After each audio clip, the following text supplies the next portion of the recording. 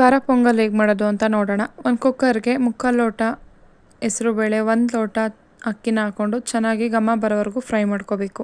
ಒಂದು ಪಾತ್ರೆಗೆ ಹಾಕ್ಕೊಂಡು ತೊಳೆದಿಟ್ಕೊಂಡಿರಬೇಕು. ತೊಳೆದಿಟ್ಕೊಂಡಿರೋಂಥ ಬೇಳೆ ಅಕ್ಕಿ ಹಾಕಿ ರುಚಿಗೆ ತಕ್ಕಷ್ಟು ಉಪ್ಪು, ಸ್ವಲ್ಪ ಅರಿಶಿನ ಹಾಕಿ ಮಿಕ್ಸ್ ಮಾಡಿ 3 ವಿಷಲ್ ಹಾಕ್ಸ್ಕೋಬೇಕು.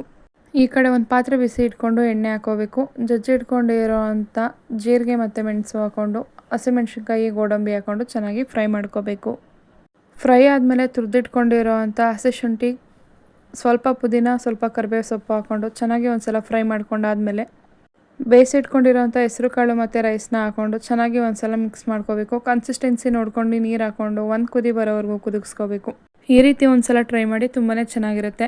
ಲಾಸ್ಟಲ್ಲಿ ಸ್ವಲ್ಪ ಕೊತ್ತಂಬರಿ ಸೊಪ್ಪು, ಸ್ವಲ್ಪ ತೆಂಗಿನಕಾಯಿ ತುರಿ ಉದುರಿಸ್ಕೊಂಡ್ರೆ ತುಂಬಾ ಟೇಸ್ಟಿ ಆ್ಯಂಡ್ ಕ್ವಿಕ್ಕಾಗಿ ಖಾರ ಪೊಂಗಲ್ ರೆಡಿ. ನೀವು ಇದೇ ರೀತಿ ಕುಕ್ಕಿಂಗ್ ವೀಡಿಯೋಸ್ಗೋಸ್ಕರ ನನ್ನ ಚಾನಲ್ನ ಸಬ್ಸ್ಕ್ರೈಬ್ ಮಾಡ್ಕೊಳ್ಳಿ. ವಿಡಿಯೋ ಇಷ್ಟ ಆದರೆ ಲೈಕ್ ಮಾಡಿ. ಕಾಯಿ ಚಟ್ನಿ ಜೊತೆ ತಿನ್ನೋದಕ್ಕೆ ತುಂಬಾ ಚೆನ್ನಾಗಿರುತ್ತೆ. Thank you all.